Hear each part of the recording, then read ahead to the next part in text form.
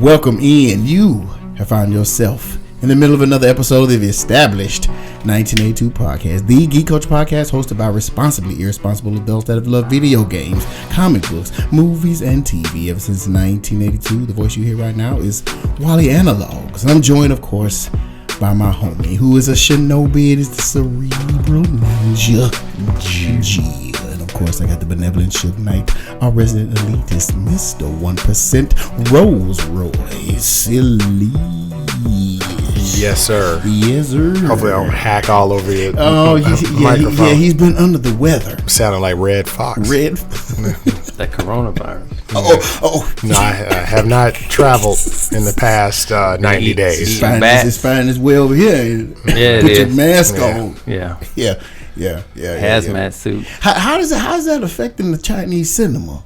Like the market? I don't know. Yeah, because I won't be drinking all that Chinese milk. I do know, like, if you get in a cab without a mask on, like, you get the stares of death, or like some of them just don't want you in. Derail, ladies and gentlemen. Derail. They're in deep quarantine. I think they went back to work last week. Oh, really? So, Okay, well, crazy. Slowly going back to work. For real. Yeah, because they were on a heavy. It was like the streets were quiet. Uh-oh. Yeah, the streets were not hot. They're not talking. No. Yeah, derail. Ladies and gentlemen, derail. Topical, man. Right. Speaking of topics, what we have today on tap, we're going to get from the gentleman here at the table, as I have not been able to see Birds of Prey, a.k.a. Shame on you. I know, man. I know. Apparently nobody else see it either. They will do a spoiler-free review. That they Very being quick the review. Cerebral Ninja and Mr. 1%. And then we'll get into some other topics as it relates to Gotham-related news in cinema, particularly. Might be a little bit of game, not a lot, just other than we're gonna be all over the place. Yeah, all over the place. Just prepare. It's gonna be a DC episode. No, we'll be all over the place. You're already marking it a DC episode. I know. Knowing good and well, like, it's gonna be literally all over the place, because that's how we do it, ladies and gentlemen. There's no rhyme or reason. It's just all over the place. But before we get to that state, we would be remiss if we didn't recognize those that have supported us out on patreon.com/EST1982 podcast. Again, that is patreon.com/EST1982 podcast. If you would like to pledge your financial support in addition to the time that you spend listening to this podcast, you can do that out on patreon.com/EST1982 podcast. And we would like to start with those people that have done so, beginning with my lovely wife, Carrie Ledbetter. Thank you so much for your support. We have Jamal Weidman, representing that Philly. Thank you so much, sir. We have Raphael M. Jordan, sir. Thank you for your support. We have Terrence, don't call me Richie Rich. Thank you, sir. Play by night if you need him out there on that Xbox Live. That's the tag. As is Brandon King as Enigmatic 52, the Madden aficionados out there on Xbox Live under that moniker. Thank you so much for your support. We've got Militant Billy, aka Mage TV, videographer extraordinaire, photographer extraordinaire. Thank you so much. We have the professor, sir. Thank you for your support. We have Johnny Prototype out there in Cali, representing Cali. Thank you so much, sir. Tori Moore in the ATL. Thank you, ma'am, for your support. And Jim Stumball rounding off the supporters out on patreon.com/EST1982 podcast. Thank you so much. If you want to join, you can do so and pledge as little as $1 to support this podcast and keep the lights on. Now, Can't get coffee for $1. You cannot, but you can get shouted out here and know that you're doing a good thing for a podcast that is the best Geek Culture podcast out here. Quite honestly, you just don't know about it. Tell somebody to go out there and listen to the Established 1982 podcast. Now, before we get into the topics that I've laid out that we would discuss today, we would like to do what we routinely call the binge. We go around and discuss what we have consumed by way of media in the geek culture. And as is custom, we always begin such binge with the Cerebral Ninjas. He's a purveyor of all media, particularly movies and television. But as of late, they've been video games. Is that the trend still? Absolutely, still. All right, one video game, one TV show that I don't think I talked about yet, but if I did, I apologize because it's dope. But I'll start with the game. Okay, so Call of Duty. I've been in it. I'm telling you. Old school. It has completely reignited my love of the first-person shooter multiplayer type situation. The golden that tapping into that old school. Yes, exactly. Mm-hmm. But you know what? I found myself longingly staring at the little store they have on there with the little Call of Duty credits. So we go to good old microtransactions. They are full on, like Fortnite style, like nickel and dime on all the skins, the little gestures and the sprays, the emotes. They've got the weapons packs and all that. So they have exclusive configurations of weapons and exclusive weapons, things like tracer fire, right? That like is blue or red, and it like kind of sparks and ignites the person a little bit. They get shot with them. They look like incendiary rounds. Yes, you can only get those if you buy them. And I was like, they're not in game available. I was like, do they provide an advantage in game? Not that I'm aware of. It's just cosmetic. In fact, I would say even a disadvantage because it basically signals the direction that you're firing from, and cool. It just looks cosmetic. Cool. Okay, it looks cool. Yeah, I'm against that stuff you pay for that actually improves your quality of gaming life. I don't like that, but that's okay. And the cheat. Yes, right. But I found myself, the more like that I play the game, and the more I like the game. Like they added Ghost, a classic Call of Duty character that's been gone not for Ghost a little from while. Power.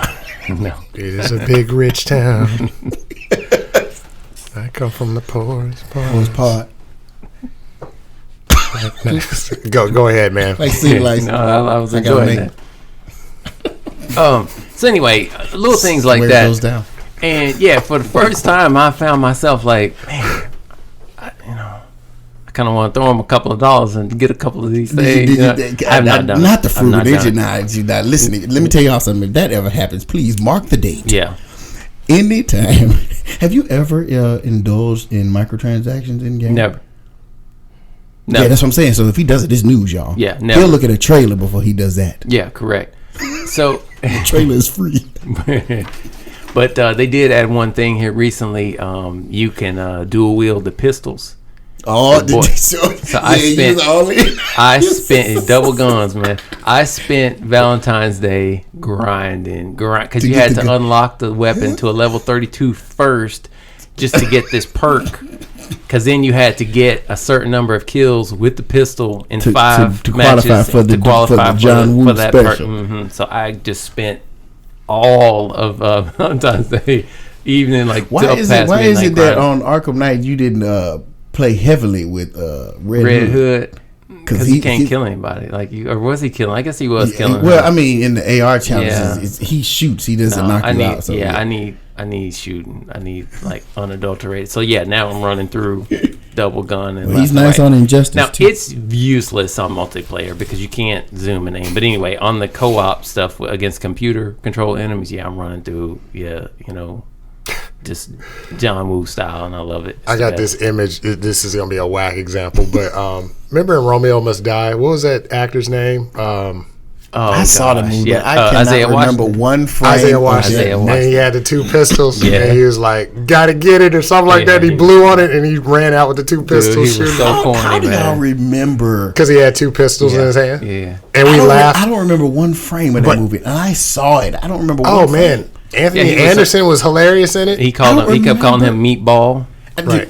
He said, "Drink some fat-free water." That was the best line. Yes. You guys are amazing. Water. I don't remember anything other than DMX. Yeah, what you waiting on? Some kind of Kobe Bryant dream dude or something? Right. That's what he kept because he was trying to holler at Aaliyah. Yeah. And Yeah, that movie was hilarious, man. I don't remember. I sat through it, but I don't remember it. Yeah, because anyway, that's the derail. We would watch stuff over and over again. I mean, that's a problem. All right, so anyway, Call of Duty. I'm feeling the call of the microtransactions, but I'm staying strong because my frugality will prevail. Frugality. But boy, let me know how that works for you. Yeah. So, the show I've been watching is Picard. Have I talked about Picard? Yeah, in passing, I would like to hear more. Considering that you were hardline refusal Yes. To pay for the service. Yes. Right, but then but it was like $6. So I was like, I'm sorry. So you're watching it with the commercials? Yes. So yes, I am watching with the commercials. But here's the thing: is if you watch it on your PC and you have an ad block loaded, it'll knock those right out. Oh wow! Their developers are terrible. The fact that you wouldn't prevent it from being able to play with the ad block on is that's amateur hour. Seriously, to not alert them. Yeah, you guys are dumb. Like, come on, guys. But anyway. But thank you. But great show. Really enjoying it, man. Some of the callbacks in there are great. Like they went back to some old stuff that's really, really cool in it. But I'm enjoying the show. I mean, it's a realistic portrayal of what, it's set 14 years after the last thing Star Trek thing that you've seen. So it's great. It's set the first 3 episodes have largely been on Earth, which it's the most amount of time that we've, I think, spent on Earth, right. To get in the sea. Mm-hmm. And just some of the stuff in there is so cool. I mean, little touches like, people getting off of what their equivalent of a subway is, and it looks like 3 metal detectors line up, but it's transporters, and it's people just coming through out of the transporter. Like, of course that's what they would have, It's right. Like little things like that, man. It's just like, getting to see their internet and their like TV and stuff like that, like kind of getting an idea, holocast is what they call it, but little things like that they just never really touched on at all on the original series. So I'm eating all that up right now, that and all the callbacks to some of the old stuff and getting to see where it is. I won't really go into the plot details, but if you like The Next Generation, it's just you'll like this. I saw a clip where Picard was on The View and he officially asked Whoopi Goldberg to be on the show for next season. Here's the deal: they're teasing. Yes, they're gonna have. Hopefully, that's not a spoiler. But no.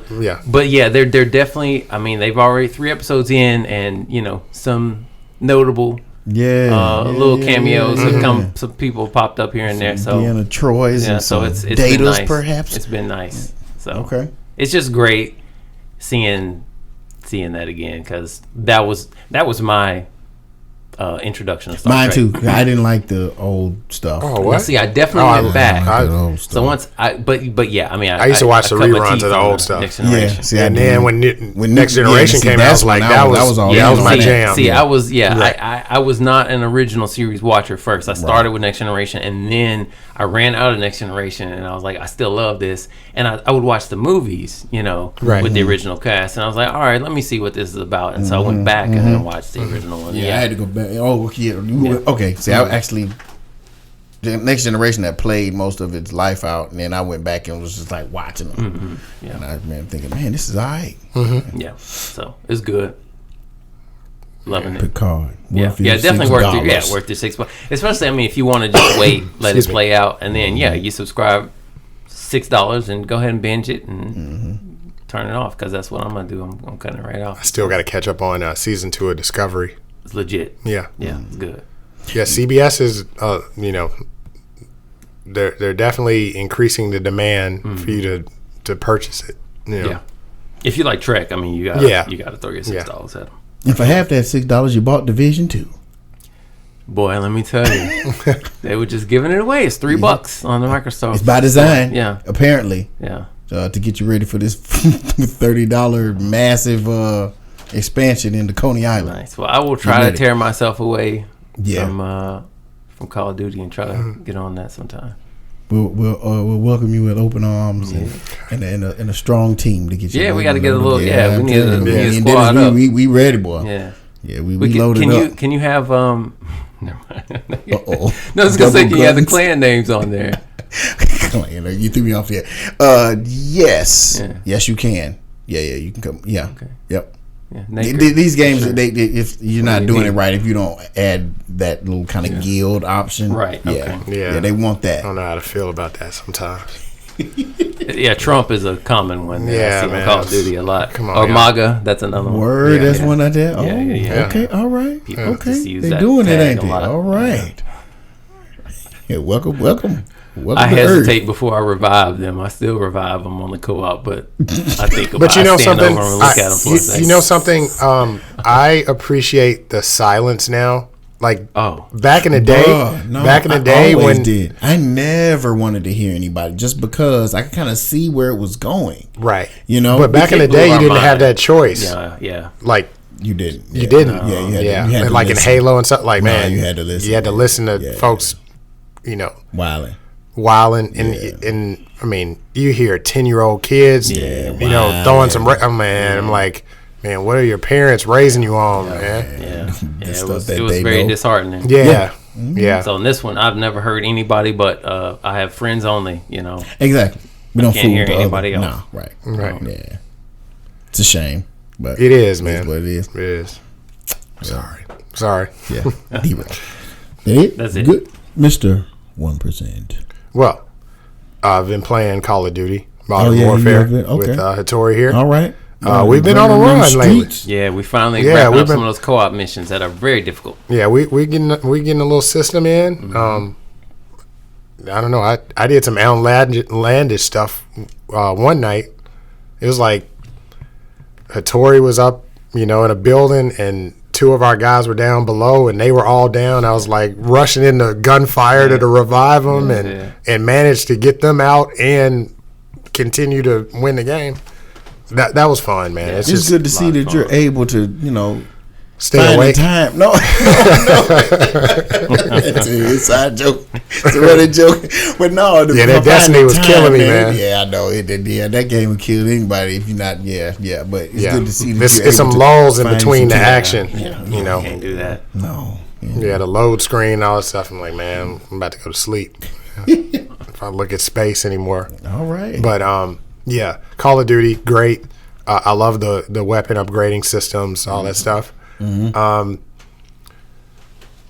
To touch on the what do you call it? The loot boxes or whatever. All that stuff.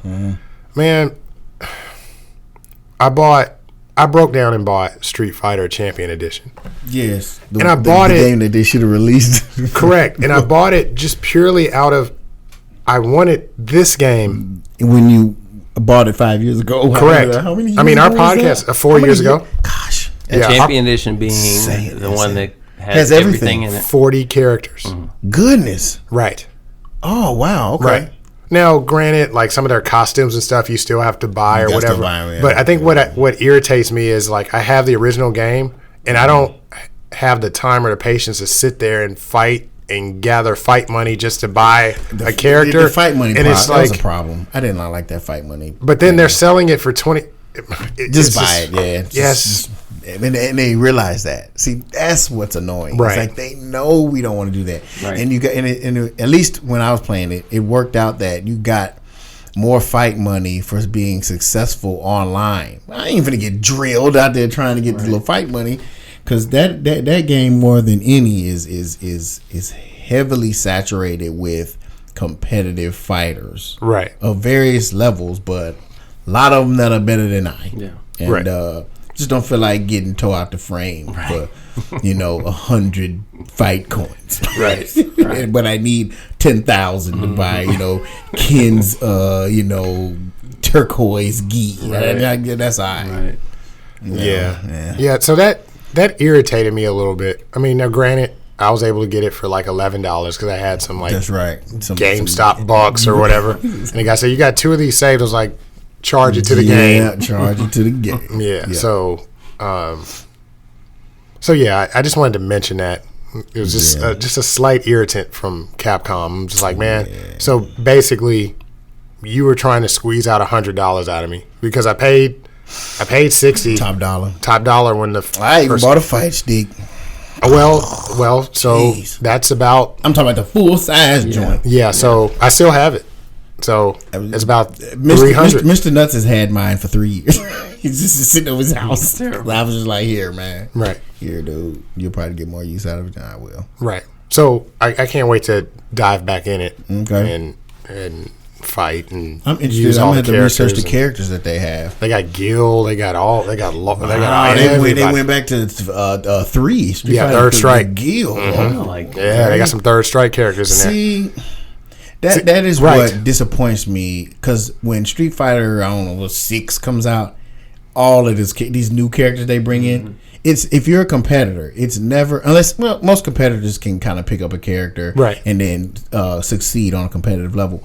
But for me, I don't want to know that I got real good with what's the Brazilian chick's name? Laura. Laura, for example, and then Laura. she just doesn't show up. She's gone. Yeah. Like all this hard work should just pick Ryu. You know what I'm saying? Or they should never take away. You should only add. Just add. Just do more to Kombat. Characters at this just point. Do more to Kombat. Do another realm and just bring more people on. Yeah. Well, of course, even another realm started taking people off because they took like Blind Kenji off and some other people. But I don't think that's good practice. So that's but I have to check it out still. Yeah, I just hate that world that we're living in where it robs the fun. Like, it was nothing for me and Hattori to just jump on Street Fighter and just start playing, and the characters are all there. I don't have to sit there and work for it. You got work. Now, like, okay, Marvel versus Capcom 2, like, yeah, you had to work for the characters, but it was easy. It was like, after a while, it's like, no, I see 60 slots here, or 58 slots. Yes. Okay, good, let's get them. But instead, I have to pay or. That's what's perplexing because it was Capcom that did that. Like, right. They will give you all the characters, but and they will sell the games. They have a following that will buy the game as soon as they say, "Hey, Street Fighter 6 is out. Bet that." Right. Here's my money. That's right. Top dollar. Don't give me 8 characters. Right. You gonna have 48 later, 5 years later. Yeah. So anyway, Street Fighter Champion Edition. I haven't even started, but I consider that part of my binge because I actually purchased it. I just wanted to mention that. Yeah. Fair enough. And then I watched 2 movies. Man, that Regal Unlimited, I'm telling you, man. That's where it's at. Yeah. So, and this is not in particular order. We're going to talk about Birds of Prey, but Birds of Prey was one of them, and we'll talk about that. But actually watched Sonic the Hedgehog with my family. Oh, that's out. Yeah. I feel obligated to go see that as I clowned the way Sonic. Right. But I wasn't out on the web complaining either. So right. Man, Jim Carrey is just a national treasure, man. That's correct. He just brought so much humor. Because even when the first trailers were looking whack, he was the only one that looked on point as Robotnik, right? Like, he looked. Oh yeah, legit. And even more so as the movie progressed. I know. They had the shot of him in the real Robotnik fashion at the very end. Right. Yeah, and it was interesting to watch. I'm not gonna say it, but it was interesting to watch my kids when something got revealed. They were just like, it was like in game to them. Yeah. So it was crazy, and I saw these grown men just like squeal like little girls like when that happened because they grew up. Right. Yeah. So gotta get out to see that. As far as the graphics go, bang up job. Whoever the team was that went in, and they got let go. Right? That's a terrible story. Right. It is a terrible story. It's ridiculous. Yeah, we got to touch on that at some point because, and we did touch on it in earlier podcasts, but how the culture pretty much said this ain't my Sonic, and then the studio caved and said, okay guys, we hear you, we'll work this 100 hours a week, right? Let's fix it. And we done. And that's a story that doesn't get told. It's like we're doing slave labor just to get this rendered for you guys to squeal in the theaters, so just. Gosh, we just can't. There can't just be something just good and pure anymore. We can't have nice things anymore. Yeah, we're in the darkest timeline right now. Right. So it's just very strange because we get what we want. We're spoiled. Not what we envisioned. It was just honest gaming and movie going and TV watching and comic book reading and you know what I'm saying. Well, everything's convenient now. And it's so easy for people to cancel people and clown because everything is so right. We don't need your hot take. How about that? Twitter, right?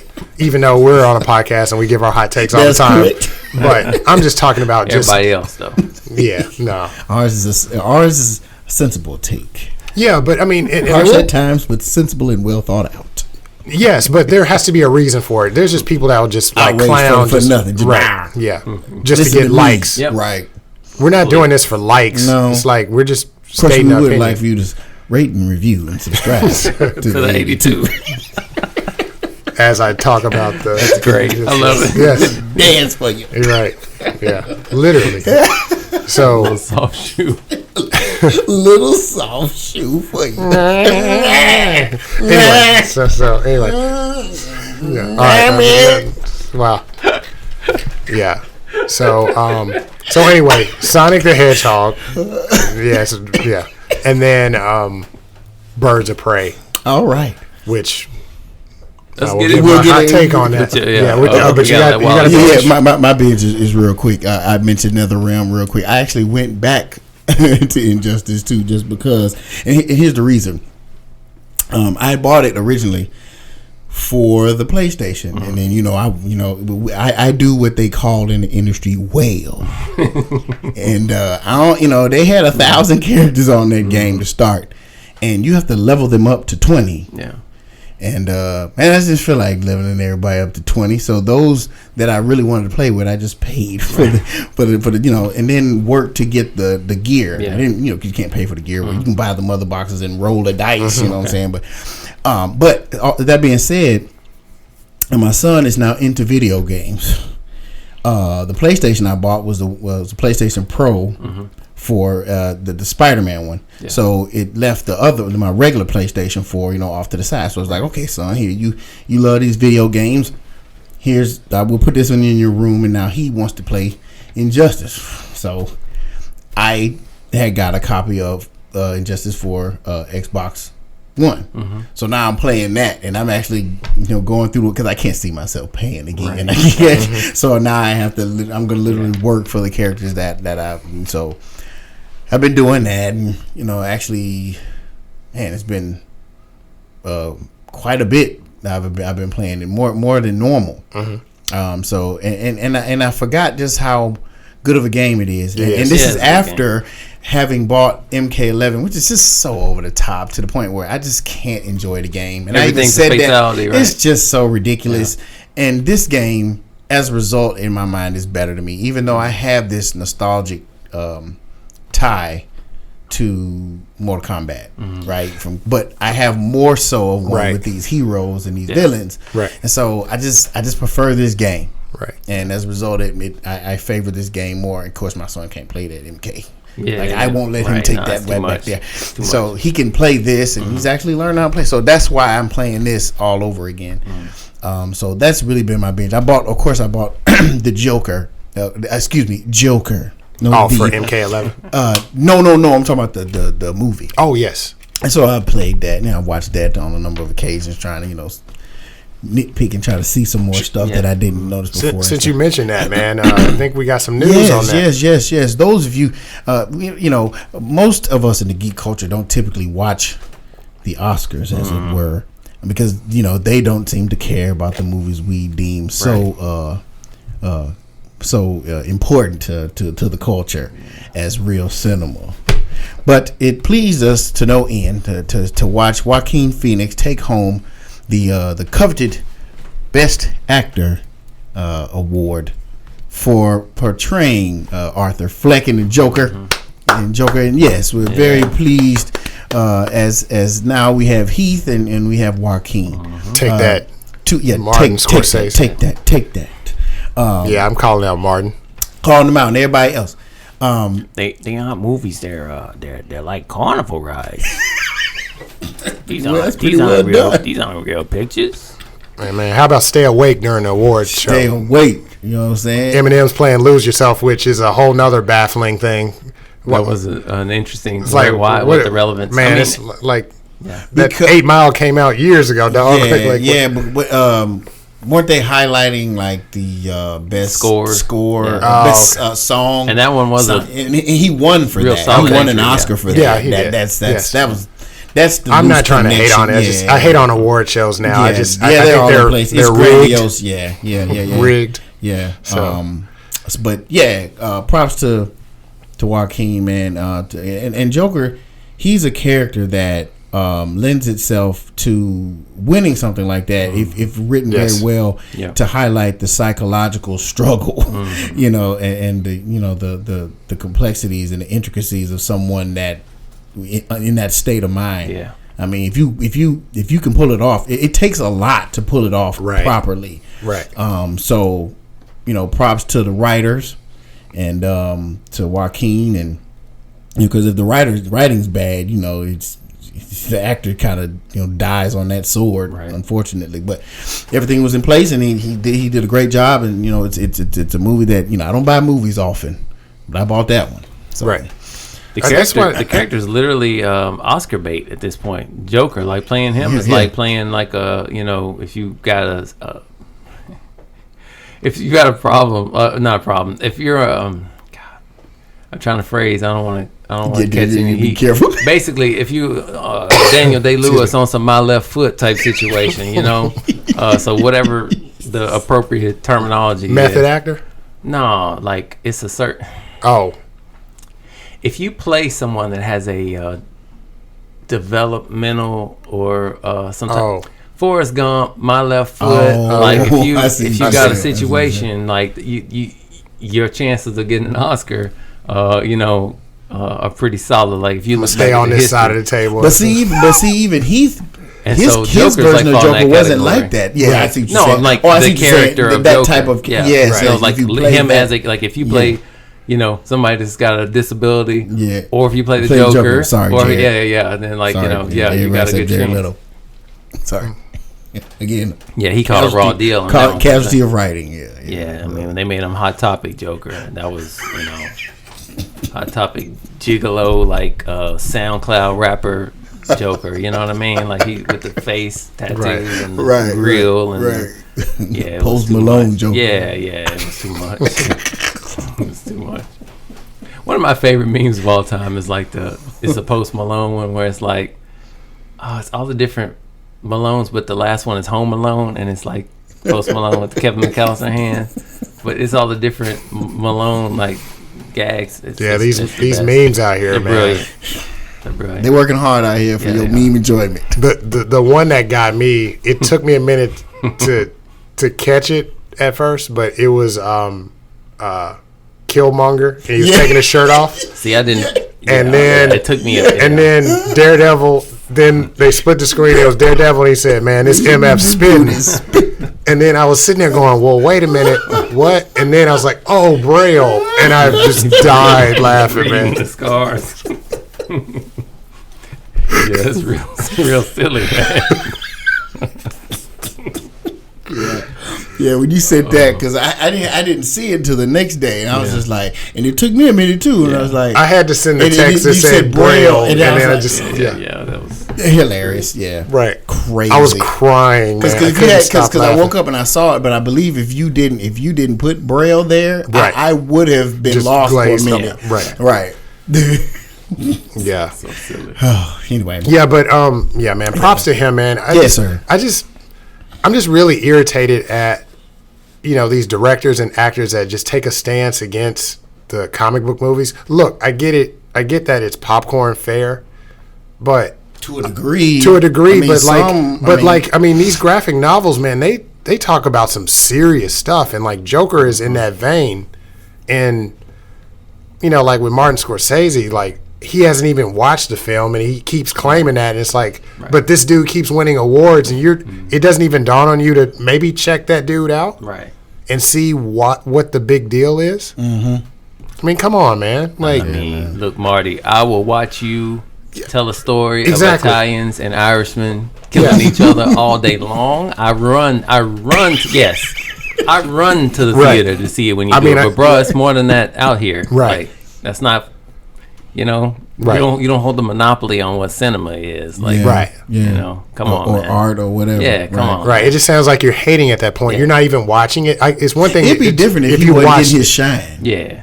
But he's just angry dude one of the who most never wins acclaimed anything. filmmakers of all time. I know, like, what do you gain? What do you stand to gain by taking a? It's like James Cameron, like, hating on Marvel, and it's like, but you're doing the same thing, right?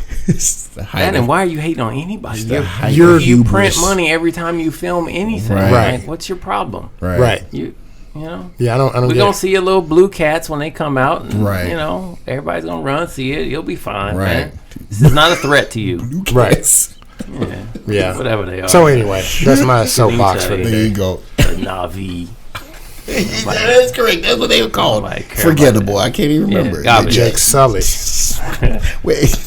That's a good pool. Made a lot of money though. Yeah, boy.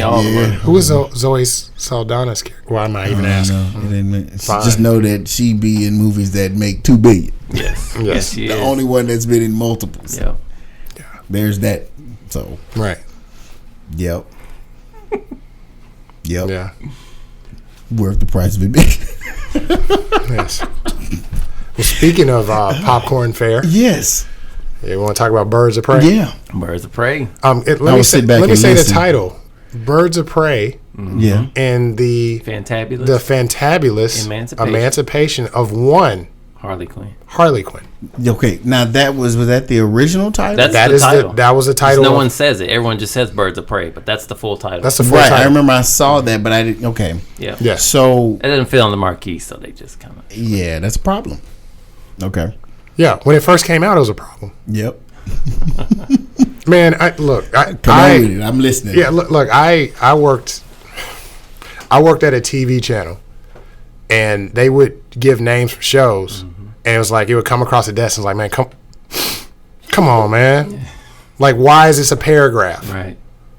Like you can't do that. I can't. What are we doing? Like, are you explaining the show all in one title? Like, what?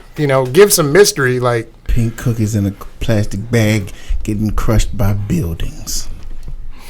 LL, good pull. Yeah. Never understood. Yeah, that was crazy. Yeah. He was on some other stuff. I'll ask. I'll ask later. Long title. Yes, right. But yeah, that was problem number one for me. Like I was like, when they put that title, I was like, I was like, isn't this supposed to be a Harley Quinn movie? Like, what are they hiding? Like, I think that speaks volumes for some reason. It just seemed like there was this nervousness to like put Harley Quinn out front when she's one of the there's. As soon as Suicide Squad came out, I mean, she was like one of the most cosplayed characters. Yeah, and they created a new costume for her. That costume didn't exist until that movie. And then now that's the most recognizable one, even more so than the whole Jester thing she had going on. And even taking a step back, like even with Batman the Animated Series, like when her character got introduced, it just like, I mean, it has a cult following. Yes, it does. So I just didn't understand. I didn't understand why the title itself said, "Yeah, we want to put her out front, but not like it felt like that." But this was definitely a Harley Quinn movie through and through. Mm-hmm. There was no there were Birds of Prey in it, but this was a Harley Quinn movie. It was all about her. So that was the first misstep for me. Yeah. I'm talking a lot, man. What were your thoughts? Like, how did you react to the movie? Generally speaking, I enjoyed the movie. It wasn't perfect.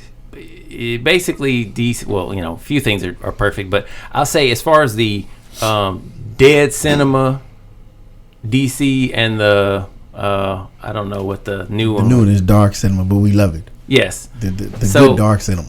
But between the trash, which is ironic because that was a criticism we had earlier. It's too dark, kind of, sort of, but that's their lane. And I'll speak more to that. Yes. Good in that way, right? But I'll speak more to that too. But the wrong people were dark. That was the issue, right? Agreed. If I had to pick the trash side or the good side of DC, I would say I would place this in the good side. On the good side. Okay, good. Now it's not. Having come off of the Joker, it's not on Joker or Wonder Woman or it's not on that level. I found it enjoyable though. They clearly want a Deadpool. Like she's assumed that position for DC in the comics. She's Deadpool, right? It's basically she's a palette swap for Deadpool as far as her behavior, her attitude, her everything. So that's kind of what they were going for, that feel in the movie, right? And the thing is, there already is a Deadpool, and the movie was fantastic, and the second one was also incredibly entertaining. So it wasn't as good as that to me. So Right. I mean, that's the problem. There's, at least in my mind, that's a direct comparison that I draw, and it wasn't as good as that. So there's that. But generally speaking, I mean, I found it mostly amusing. Plot was fine, action was fine. So I enjoyed the movie. Like, I don't have, like, I have one complaint, which is that the use of Cassandra Cain in the movie was offensive. Yes. I won't talk about the movie, but I'll just tell you that in the comic books, Cassandra Cain is dope. The greatest. It kind of bounces back and forth between her and Lady Shiva, but she beat Lady Shiva. So in my mind, she's the top fighter in the DC universe. Period. Yes. Is that right? Yeah, Yes. Cassandra Cain. I mean, like, issue maybe, I don't know, 6-8 months back. Better than Batman? Batwoman was asking Batman, like, hey, if you had to, if you and Cassandra had to fight, what would happen? He said, I'd lose. Like, in a straight fight, he said, I'd lose. Now, I mean, Batman, he would gas her or whatever. But he said if they just if you just put them in a cage and they had to fight, he said he would lose. So, oh wow, that's terrible. So keeping that information in mind, if you've seen the trailers, I don't know what 13-year-old, I won't use any adjectives, 13-year-old girl sitting in the car next to Harley is Cassandra Cain. Mm-hmm. And I'll just leave that at that. So the Cassandra Cain portrayal in the movie was offensive. Yes. That was my genuine gripe about the movie. Other than that, I didn't really have gripes. I mean, they're, like I said, it's not amazing. It didn't blow my mind, but yeah, I enjoyed it. I definitely enjoyed it. I didn't have any problems with the movie, real problems with the movie. I enjoyed it. So I like the, like I said, the action sequences. I think they had the stunt crew from the John Wick movies come in and do a little work with them on some of the sequences, and that showed, you could kind of tell which ones those were. And, like I said, mostly enjoyable movie. I had one other complaint in that the naming of the movie, the whole Birds of Prey. I mean, this is more like Birds of Prey setup, and not necessarily a Birds of Prey movie. It's a Harley Quinn movie, and they should have titled it as such. Right. So, and I think that was my major problem. One, to add to yours, like, I read the Batgirl run, and I was immensely involved with it because of Cassandra Cain's characterization. Dope. Yeah.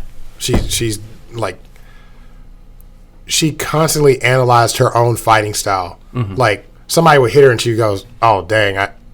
She was almost like Kobe Bryant with it. Like, yes. Okay, I ain't going to let that happen again. Right. This dude smacked me.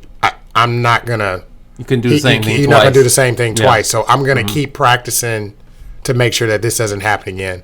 I didn't get this in this film. I walked in expecting that they weren't going to use her the right way. But it just, I think I found that slightly irritating. And then the thing that irritated me was I just felt like the Birds of Prey were shoehorned in there. I think the Birds of Prey deserve their own movie. Yeah. With the proper setup and with a Batgirl and a Oracle. Yeah. Agreed. It just, with these movies, I just hate when they shoehorn characters in there. I hate it when they shoehorn Batman in Superman's movie and made it BVS. Like, that was the ultimate shoehorn. And then, why don't we throw Wonder Woman in there too? Yeah. I'm sick of that. Now, one thing I will give DC props on, which I think is an excellent strategy, as they're looking at their characters, they're deciding, are we going to make this PG-13 or are we going to make this R? And with Harley Quinn, they definitely said, we're going to go R. And I think that was an appropriate choice. I think you cannot do Harley Quinn PG-13. It's actually going to make me look at Marvel very closely when Deadpool comes out again, because it's like, are you going to do a PG-13 Deadpool? Right.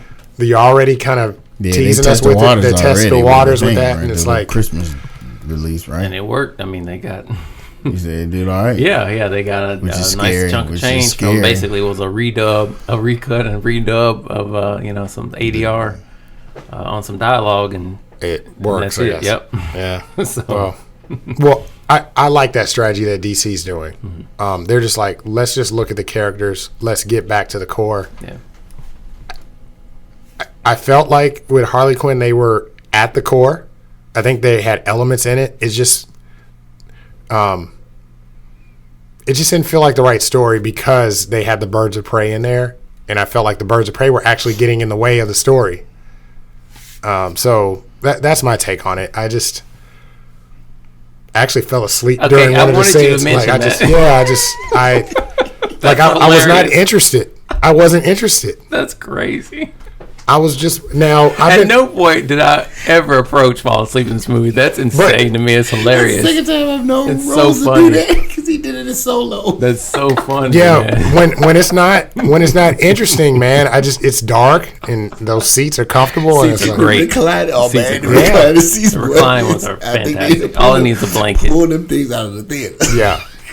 Folks just taking a nap. And that's not a fair assessment. I could have been working late, the night before or whatever, and it caught up with me. Sleep whether you on the game, right? But I didn't laugh. Narcolepsy. I didn't laugh at anything because I just felt like, well, I don't know. Maybe it's just me. And it's supposed to be humorous, correct? Harley is not serious, right? There's supposed to be some comedic elements, correct? Right. I was amused a few times. Okay. Yeah, I was. But nothing near to the effect of the amusement in a Deadpool. Deadpool had me crying. Deadpool is funny from Stuff in like situations. When he said that kid has a splash of diabetes, man, I didn't hear anything else for 2 minutes after that line. And there's nothing like that in this movie. It's just that's what I'm saying. Like it's like, what is a splash of diabetes? That's the point. Right. There is none. It's like either you have it or you don't. But he got just a splash. And what's his name? Depender, the taxi cab driver, and he says, like a young Kirsten Dunst in Interview with the Vampire. Right. I want some more. Because he had his first taste of blood and his first kill. Right. It's so ridiculous. And I'm glad you bring this up because I felt like that was missing too, because it was like, okay, they even down to the animated thing at the beginning, they were setting up to be kind of, I was like, okay. Yeah. And then I just didn't get the payoff. I was like, I didn't really. She's crazy. Yeah. I got the crazy part, but not funny. Yeah. I mean, just maniacal. I can see your complaints. I just Rosie Perez, like Renee Montoya. I'm sorry, Rosie Perez is too old. Too old. Too old for that role. And I'm not being disrespectful toward Rosie Perez. No, that was something that y'all brought up at the beginning. At the announcement of the cast. Like, he was like, "Oh no!" Right from the very beginning. Yeah, I don't know how you missed that in your, I guess, looking at the source material. Right, Huntress needed more screen time. I wasn't convinced with Journey Smollett Bell's Smouye. Smouye.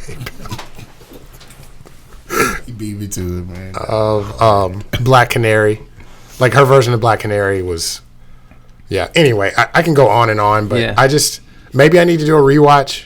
Nah, it costs too much money. It costs too much money. No, fair enough. I got a Regal Unlimited card, man. That's right, I already paid my money. But fair enough. Make it rain up in this piece. That's right. You know what I'm saying? And get them tickets for days, man. Oh. You want a ticket? You know what I'm saying? You know what? I need one. I haven't seen it yet. We offered some, like 10. See, that was you getting off task here. I'm not. Off task. I'm not. Sorry. You're reminding me right now. I've been doing a re-listen to the greatest podcast of all time, The Champs. Yes. And they had this one drop, and it was from some pimp documentary. And he's talking about women bringing me candy by the bags, right? By the bags. But that's what they reminded me of just now. Oh my gosh. Yeah, but I would say it's in the middle. I wouldn't put it in the trash pile, but like, I think I want. Not that I think. I want DC to win, and I think they learned a lot of lessons after Justice League, and they've been on a really good run. I mean, Joker, that was just like cherry on top. You know, I never would have expected that it was going to be that kind of film. Aquaman was decent. You know, Shazam was great. Right. Again, they're pretty much sticking to the source material and the core. They're just sticking to it. Yeah. And they're going, okay, what's appropriate? You know, do we put a rated R movie out or a PG-13 movie? And I can tell, like, what they're doing on DC Universe. They're doing the same thing. And they're like, well, no. Now, people can disagree whether Titans should be R or not. Yeah. I mean, at this point, I don't know what they Too got. far gone now. They got to stay. Yeah, but They need to fix that mess, though. right. Yeah, but Content-wise. right. But with this, I was expecting a little bit more of that.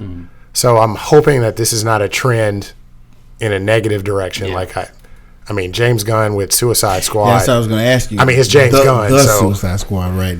Right. Yeah. So how do you think that's the next question I was going to ask? How do you think that I this think movie it's is going going to to affect? I think I'm talking about the rating, though. Yeah, because we need. Well, it's going to be R. Is It has to going be to keep R. it even after? we need deemed to as a enlighten the people. failure? Yeah. Right. So You in see case what I'm we saying? didn't mention, this movie tanked at the box office. It's the worst DC release since Jonah Hex. And I've forgotten all about that movie. I mean it ate it at the box office. Yeah, Right. It's terrible. So, needless to say, Why is that? okay. Well, I don't know kind of why. obscure in many people's minds. Well, no, I mean Harley's now is pretty Yeah, common. Yeah, kind of, popular. but man, Suicide it seemed- Squad actually, as much as it got panned, it made money. Yes. That movie made money. Well, because they thought they was going to see the Joker.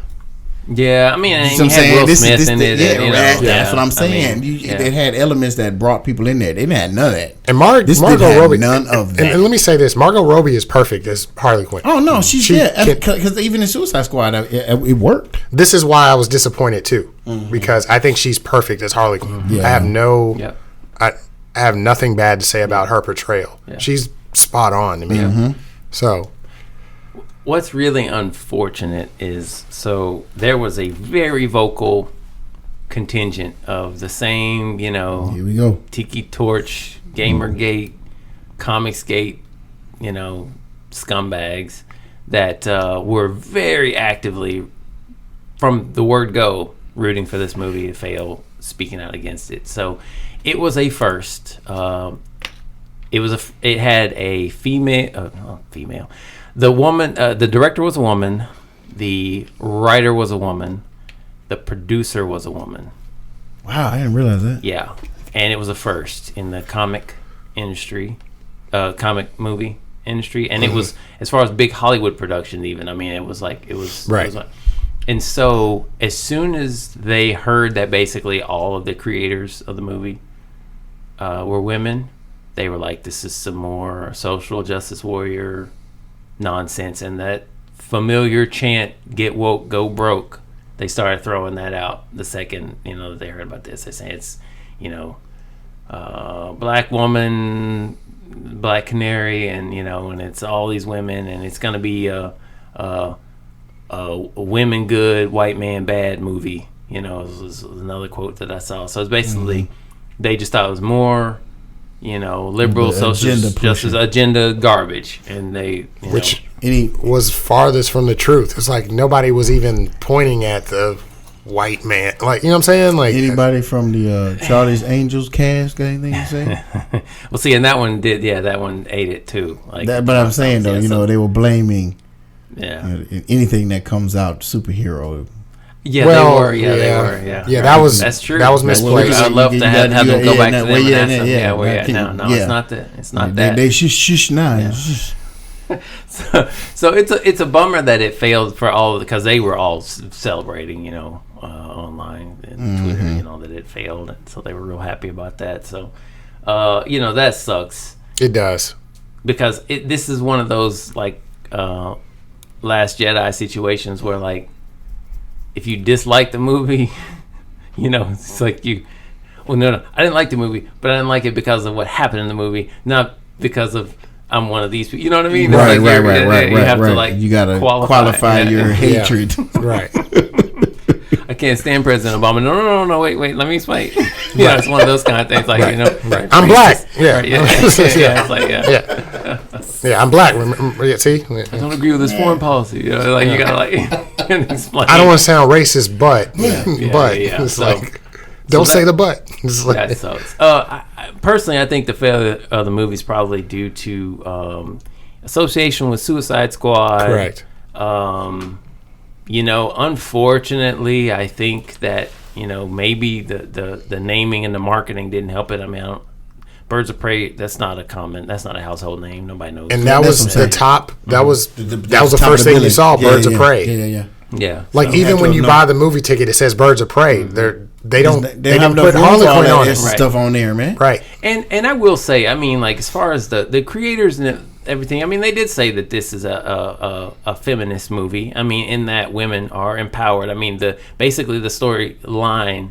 I'm not giving plot details away, but I mean, it's Harley coming into her own, figuring out she does not need a man. That's right. Right. That's right. And none of the protagonists need men. Men are generally portrayed negatively. Montoya's captain, the antagonist of the movie. He is basically white privilege. He's just white privilege male. With the women stuff, and so it's. But then her partner, he was black, but he got promoted up. So I mean, So they're. I'm saying, but so it's the dudes suck in the movie basically. So, and that's fine. I don't have the same thing. But most antagonists are that. Yeah. Right. I mean, you know what I'm saying? Yeah. But they just don't like for the protagonist to be. It's only a problem when the protagonist is, female or black or whatever. You know what I'm saying? But you had Harley, and then everybody else. You had Asian woman, Latina, diversity. Black. I mean, so it screamed. Oh, and then Montoya is a twofer, because she is a Latina, and then her character is a lesbian as well. Gotcha, so you get a 2-for-1 on that one. Yeah. So it just reeked of agenda pushing, social justice warrior nonsense. So to them, and so that I'm sure that does turn off unfortunately, I mean, we are in the Orange Cheetos America, so that really does turn off a significant portion of moviegoers. Right. Now, I do need to ask a question. Mm-hmm. Why didn't women come out this one like they did with Wonder Woman? Do you think it's because of the character? Like Wonder Woman's like, I'm bringing my daughter to watch Wonder Woman, and I'm not necessarily bringing my daughter to watch Harley Quinn.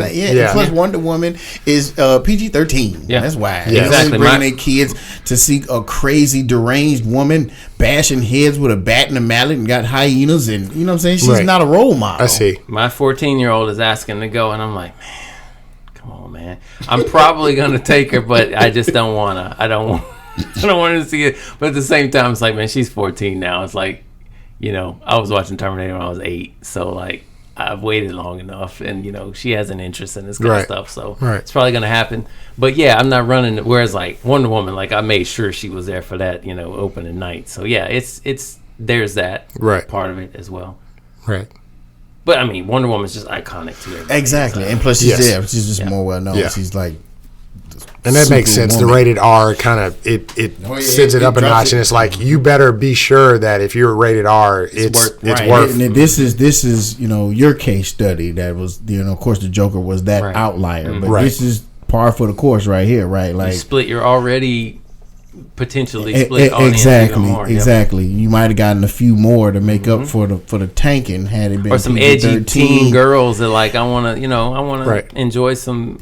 Women doing their thing, but I can't walk up and buy. How do movies typically do in February? It's a little better than January, but it's still not the good old tent pole. Right. So you got that working against you. A lot of factors working against you, man. If you're gonna put, you would almost have to have a more well-known character to do that, right? So. Yeah. Or just be Black Panther. Yeah. Because nobody saw that coming. So No, we saw that one coming. you would not have been able to tell me that he would have made $2 billion No way. in February. No. I never. All black cast. I never dreamed. I didn't see that coming. Really? No, of course not. No, we didn't. You saw that coming? Yeah. No. Oh, sarcasm, right? No. That's You I'm not. gotta be kidding me. No, You okay. saw that? You don't Wait. want- Oh, yeah, I didn't see that. No. So I guess what I'm saying is, with the success that They get Marvel Avengers had, money, man. I know, But but no- $2 billion. with the success that Marvel had, and then the Spider-Man coverage, had not even done $2 billion. not $2 billion. I wasn't even expecting to make $1 billion. You know what I'm saying? But I guess what That's I'm saying, correct. right? But the February thing, to me, there was a strategy and it felt intentional. Yeah, but me being a cynic was just like, I don't know. I was like, of We course you would. joked Of course you about would. it and Yeah, talked of about course you would. Kool-Aid and chicken in the line and all of that, and we just I was dude. Don't get me wrong, man. I was super happy that it did as well as it did. I really. But was. I guess what I'm saying is, I dismissed the February stigma, and I understood why Absolutely. they were putting it in February. But I just didn't think it would work. You know what I'm saying? I understood. I thought it would be fine. I thought it'd make a few bucks. I didn't think it would be gonna- like the No, I saw the grossing single. No, I saw the market- superhero character movie. I saw the marketing strategy. It was like, yes, this is going to be during Black History Month, y'all. Yeah, I mean, we saw that. Wink, saw wink. that. We did. I mean, there was people We that joked about it though. there were people that haven't even picked up a comic book, and they walking in there. I know, but I didn't see that coming, Wakanda man. forever. It was perfect. It was perfect. You're a marketing. prophet or a clairvoyant, because when I saw No. it, I was just like, this might make make 800 million. I didn't- Some Ant-Man money, you know. Yeah. Well, right. But you gotta understand the rollout of Black Panther, though. Like, I know. I know. I'm not disputing anything you said. I can't. I can't honestly say that I saw it coming. I saw it coming. Yeah, I didn't. I didn't know it was going to be overwhelmed. Like, $2 billion is like ridiculous. Like I knew it wasn't gonna flop because Right. it was in the universe. Right. Nothing has flopped in that Right. universe other than 2 Thor movies, right? For the most part. Yeah. Right. Right? Has there any? There ain't been no flops. So I knew, and especially considering the showing he put on in Civil War, we was like, oh, give me some more of that. Yes. And then the end credit scene with he and Cap. Right. You know, yeah, bring it. That's what I'm saying. Yeah, Like, but I didn't see $2 billion. Is what I'm saying. I didn't know the dude would blow up like that. You know what I'm saying? Like, he's relatively, and I use this term very carefully. He was relatively obscure, man. Correct. He made more money than the Iron Man and Captain America. And no one saw that, right? Like, he's beating Batman in his heyday. But Like, I guess come for me, like, you know, and the stuff that we talk about. How do we get on Black Panther? Well, we're talking about representation. We're talking about representation, and we're talking about like Harley Quinn, and Right. Talking about this you know, liberal social justice There it warrior is. nonsense. Right. That's right. right. But you know, like, representation matters. Like, you know, when, gosh, I'm blanking today. Shang-Chi comes out. I mean, I'm expecting a lot of money to be made off of that. Oh man. Oh, it's gonna be a lot of Yeah, money. absolutely. Right. It's gonna be a lot of money. But I guess it's just because of the market, man. Like, Well, that's what I'm saying. Like, I knew, like, but you kind of expect that one even more so than Black Panther, because the narrative was Black Panther was the model. Black Panther was the first model. International audiences don't care about black folks in the movie to that degree, and that was the narrative, to the point where I actually subscribed to that. I believed it. It was, you know what I'm saying, by me not being one as well versed Skeptical. in cinema as either you, and I just took my cues from those who knew more than I, who I perceived to know more than I do in that realm, and just thought they don't want to see this in China or anywhere else outside of America. And then on top of that,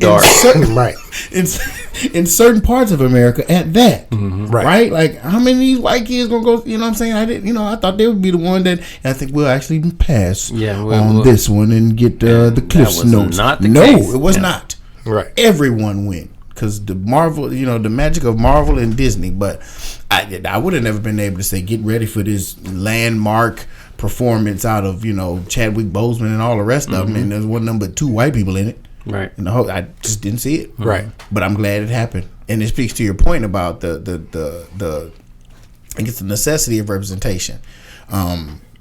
Unfortunately, that didn't pan out for this movie. No.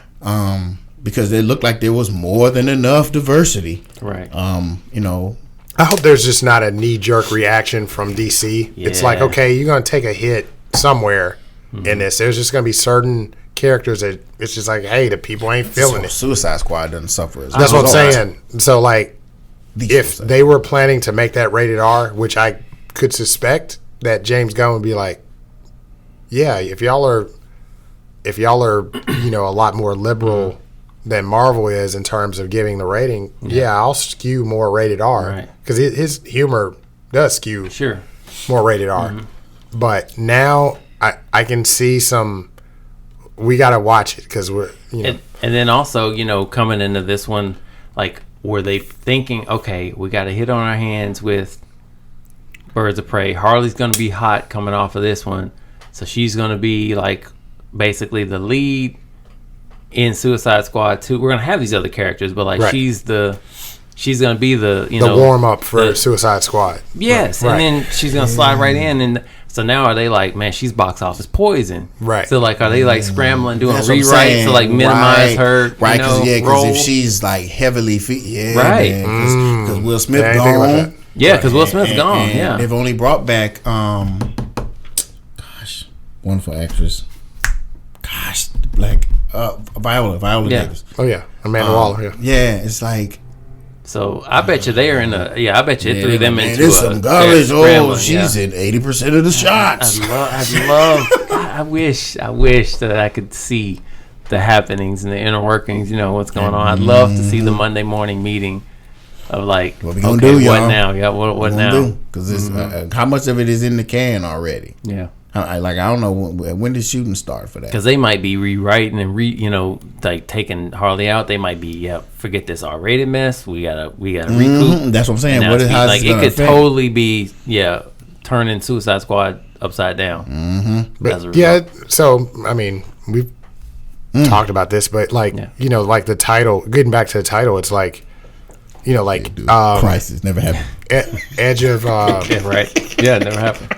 Like that was on Earth 24. Yeah, that got really great. Was Edge of Tomorrow? Like that was another one where they were like they kept playing with the name. They kept playing with the name, and it was like, was it originally? It was what it was supposed to be. Kill. All you need is kill. All you need is kill. Yeah, that's the original title, which is great. Right. It's crazy. It's weird. Yeah. But that was a great movie. It was a great movie, but it just suffered because of the title. People were confused. And then they changed it again on the home release. Yeah. So it was originally announced as All You Need Is Kill, and then they changed it to Edge of Tomorrow. Edge of Tomorrow, and then when they released it, they came with a third title. Yeah, it was like Edge of Tomorrow : Live, Die, Repeat. Or something. Live, Die, Repeat. Yeah. The Edge of Tomorrow. Yeah. This is a long time. Yeah. The death sentence. Because, they wanted to make the Edge of Tomorrow, that doesn't mean anything. They don't tell you what it's about. Yeah. So they need the dummy-proof title, Live, Die, Repeat. Oh, okay, he's in a time loop. Right. And then Edge of Tomorrow, like, in case you are confused, yes, this is that movie from before. Oh, this is really weird. Yeah, that's kind of not a good approach. Yeah. Right. Well. Ridiculous. Yeah. So that's Harley Quinn. Well, it's not going to affect the dopeness of the Batman. Right. I don't think this is shaping up to be the dopest Batman movie, and we haven't seen anything but one picture. Have you seen the picture? Yeah, the camera test. Yeah, the red. I wasn't sure if red. You just did not look. You don't look at anything. Oh no, but you'll look at that. Okay. So like with Batman, that's just. I want to see the costume. I want to see what they go with, and because I have so many thoughts about the costumes and what I want out of a costume and all that, and so it doesn't appear as if they're going for this completely jacked Batman, which I was hoping they wouldn't. I wanted a nice lean kind of closer to like a wiry. Yeah. I was hoping. They said that, but I was just right. They'll come right out and contradict everything they said, and dude be like hard on that grilled chicken and brown rice and beans all swole up. I'm like, okay, wait a minute, man. No, let's keep them nice and lean. I liked it. I mean, there were some people complaining, but like you said earlier offline, people gonna complain. 100% of people never gonna like it. And I've learned now, even if I'm critical of it, to just be like, I just wait. Yep. Right. You never know. Yep. The cast, is shaping out, pretty well. I'm just interested in how they're gonna get everybody in there and tell a story with all of the doggone Rose Gallery. This is a complete. Everybody except they have not made many. They've announced just about all of them, right? Well, all the ones of note, right? I mean, they're not gonna mention Zaz or anybody. I don't care nothing about that, but nobody's talking. They ain't going to. Yeah. So I'll leave it alone. Yep. Well, there you go. but no Joker mentions, basically, is what I'm saying. Yep. So, be interested how they pull that off. Very interested. Considering like he's like the senior resident at. I mean, I've said it a few times. I will be just fine if they repeat Batman Begins and give us the tag at the end, setting up saying, "Hey, Joker's in the next one." Like, I'll be fine. Yeah, that's fine. Yes. I don't need. Yeah. I would like to see them. He needs brave enough to not have the Joker in. Yeah, because most in there. Batman stuff they're afraid to not have Joker in. Even the games to a degree, they're afraid not to have Joker in. Right. They won't do it. They're afraid. So, but and you need that first movie to establish what the Batman is going to be about. Kind of like James Bond. Like whenever they introduce a new James Bond, they have that one movie like Casino Royale where it's like, okay, this Bond is a little bit different than the other ones. He ain't gonna be as cheeky or he's gonna be like rough around the edges. I feel like this movie is going to reestablish this is our Batman version of Batman. Yeah, and poor Ben Affleck, we never got a chance to really see what that Batman was about. He just kind of changed. They shoehorned him. They changed it. Yeah. They just shoehorned. He was they shoehorned him into but a they changed his Superman personality at the same time. They did both. They shoehorned him, and then he was one guy in one movie because there was another guy in another. Because movie. he wasn't established. They didn't set the tone. Yeah, they didn't set the tone. They shoehorned him in a movie, and we need a Justice League movie stat. And it's like, well, no, you don't. Yeah, you don't. That was proven. I'm not gonna, yeah. But yeah, I mean, okay. No, I like the attention to detail and just the little shot that they made a point of showing the symbol, and I was like, man, that bat symbol looks a little like clunky and it's grimy looking. Yeah, and I was like, it's just metal and but that's what you want with your first prototypical outfit, right? They did. This is his first. He's going out. Right. He's not gonna have sharp, the dope. Jaggedy. Yeah, there might be some stuff, a few imperfections here there that he has to work out. I mean, he's new to this thing. But you do see the influence, or you see the Arkham Knights. Yes. Plates and, referencing the video game, the armor, and so it was a nice blend of that. And then, Matt Reeves put out a comment that the metal that's in the bat symbol were pieces of the gun that killed his parents, and I was like, comics. Yeah. And I didn't know that. I just learned that.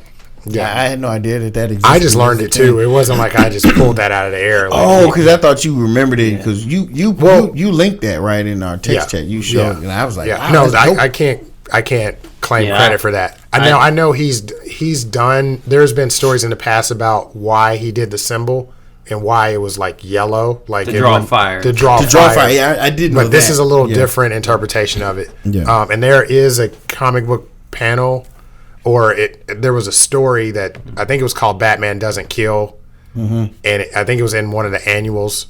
If anybody knows about this, please shoot us a message. But basically, the panel shows Alfred talking to Bruce in the Batcave, and he's looking at the gun in the display case.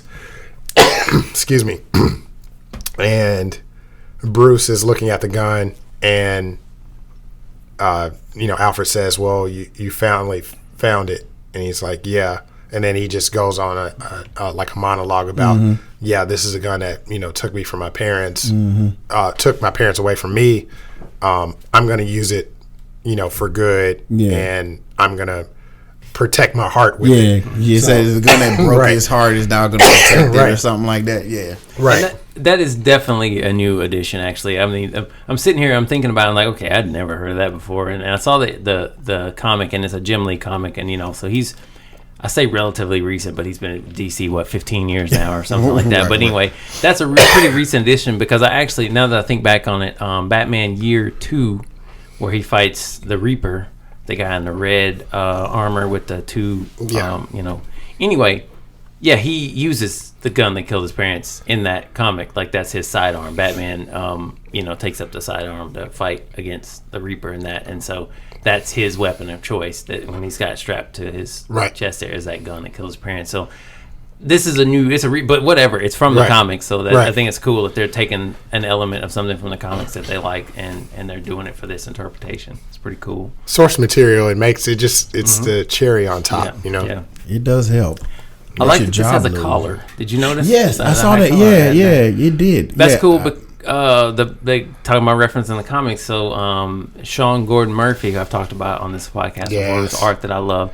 He did this comic Batman White Knight, and then he's got a sequel to that one. But anyway, he gives this Batman a hide, just straight up like Dracula collar, and that, which is a pretty visually interesting thing. So it's like they kind of took a little bit of that, but it's like a functional, like sort of a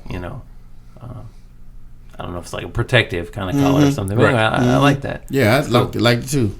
And I'd never seen anything like that. I was like, okay, taking chances. Yeah, there's nothing wrong with it, man. But thoughtful chances. My thing is, people will grant you grace if you were like, I am at least trying to hit for the fence. Yeah. Like when it's just arbitrary, I'm just going to shoehorn this in, and it's just random, or this executive was over my shoulders like, man, that'd be a great toy, and then it's like, why do we got the icicle bat suit or whatever? It's like, so offensive. That kind of stuff, man. See, and I'm glad we're out of that era of Batman movies because it was killing me. It was pretty rough. The Schumacher era, man. Yeah, those movies were. It was a rough ride. Yeah.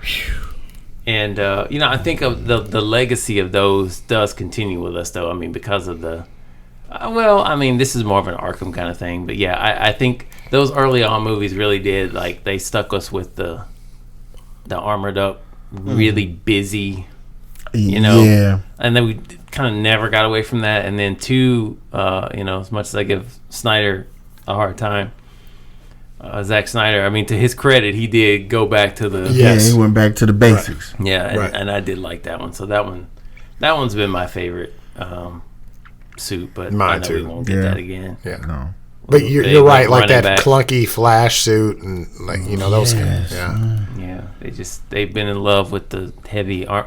Just to me, I want a stuntman to really be able to go off. Like, I want somebody. You can't do it in that armor. To work. Right. Yeah, I mean, I just put them in some. And just I don't know. I've really given this just too much thought, just because nerd, right? That's just me just sitting around. But I'm thinking, man, wetsuit. Yeah.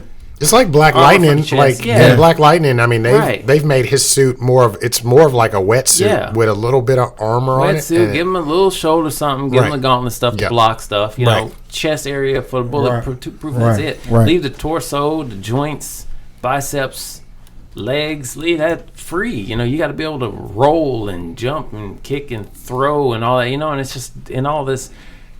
Any of the actors will tell you, George Clooney said, he was famously quoted as saying, an 8-year-old could kick the ass out of you, wearing this thing. Like, you couldn't fight anybody in this. Right.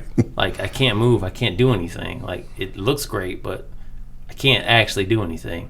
And I just think that's weird. Like, it seems like, I know you make something to look good on screen, but it just, I can't understand why they can't make things that are also functional. Maybe they don't want to justify or try to come up with explanations as to why he got shot in those areas that have no armor and he's living. You write it, just don't have him get shot there. He's lucky. You know what I mean? You evade fire, and then the one or two times you portray him getting shot, it's in the chest. Right. You know, I mean, they kept doing that with Mando, and you know, he gets the Beskar shoulder plate, and where does he get shot? The same episode, he gets shot in the shoulder. Yeah, because he only had the breastplate. Yes, I mean, just do that. Right. Yeah. You know. So anyway, whatever. Or use a cape as a, you know, but I don't know. Yeah, do something. Yeah. Smoke bomb or something.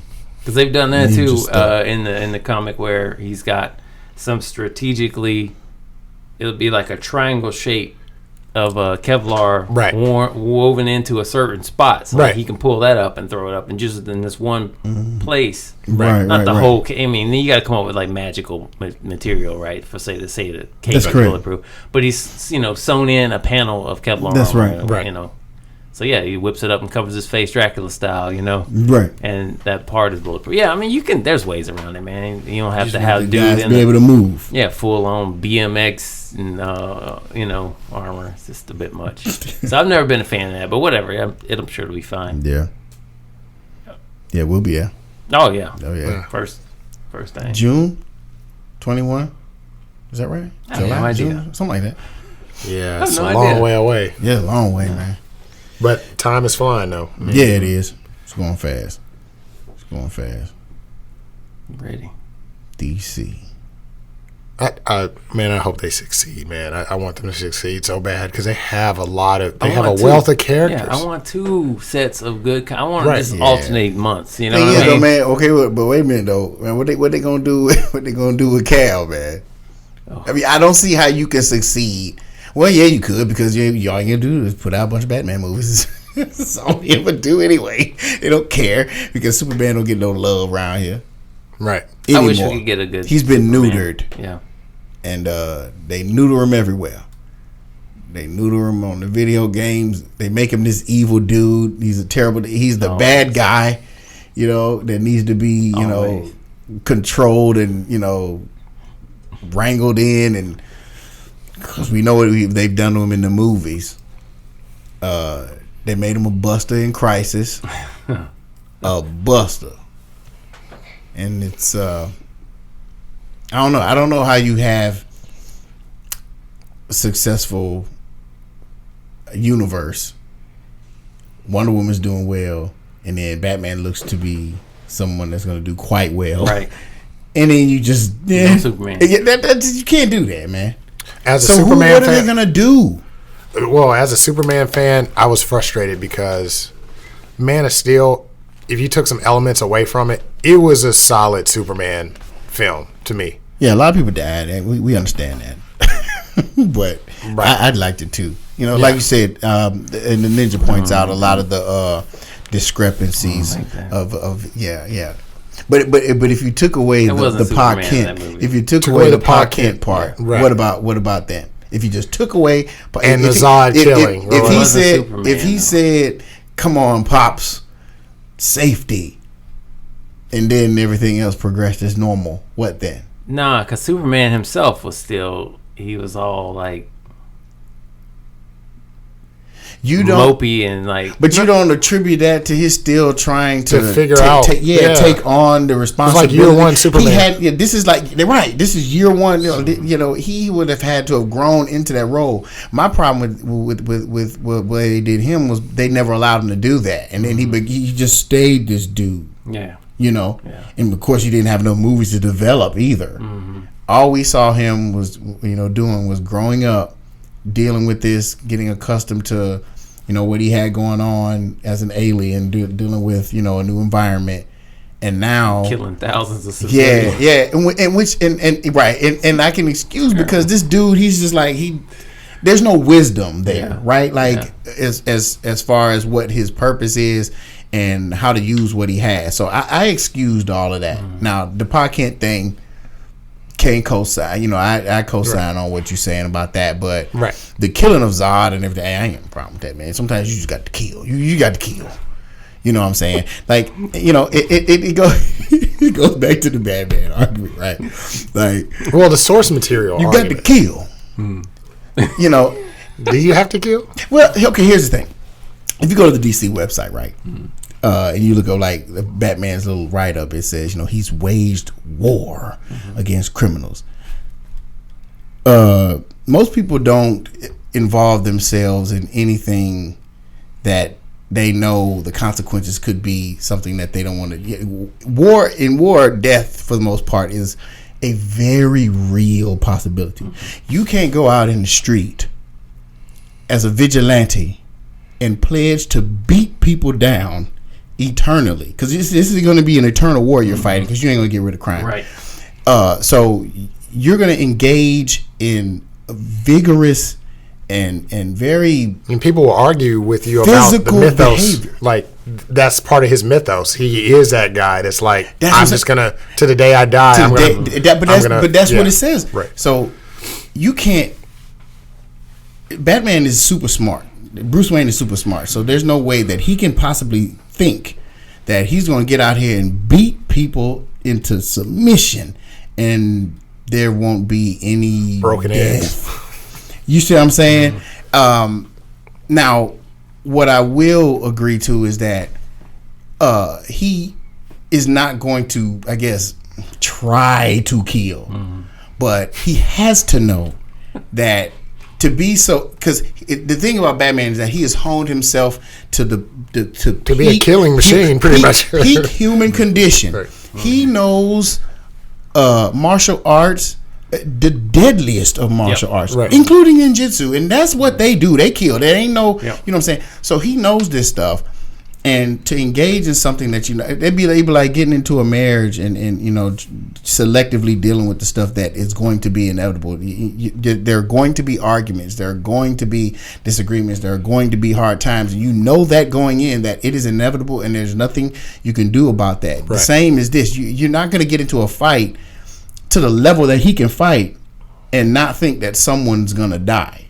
So if your pledge is to never kill, you should probably get out this game. You see what I'm saying?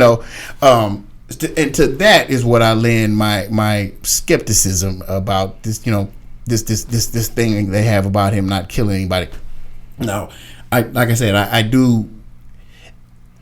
why they do it, because it's a plot device to keep him squarely in the category of protagonist. Because when you take that away, he's nothing but a vigilante. He's Punisher, basically. Yeah, he's a vigilante, unstable, borderline, sociopath. Right. But they need that right there to maintain that because he is modicum of. He's not a hero. He's a crazy person, essentially, for a good reason. Right. Yeah. But he's someone that has not learned to deal with loss. Over years, he's got issues. He killed his parents. Man. Yeah, that's what I'm saying, and he hasn't dealt with it. And this is how he's turned. Like, if any of us decided to do that and just did it for the rest of our lives, you know what I'm saying? And it's like, I'm gonna whoop everybody out here. They'd have called, it'd be cause for concern, right, to Absolutely. round us up. Yeah, you know what I'm saying? But it's that device that keeps him.